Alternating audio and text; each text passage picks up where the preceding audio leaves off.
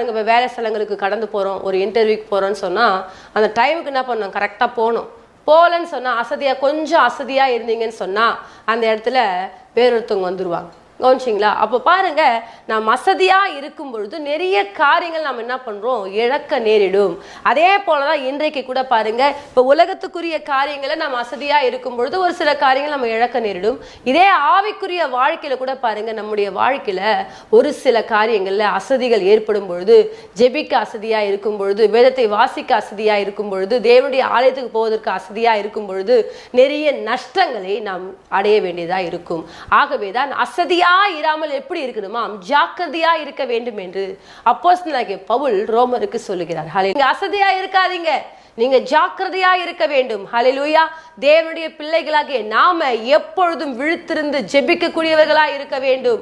விழித்திருந்து என்ன பண்ணும், தேவ சமூகத்துல போராடக்கூடியவர்களா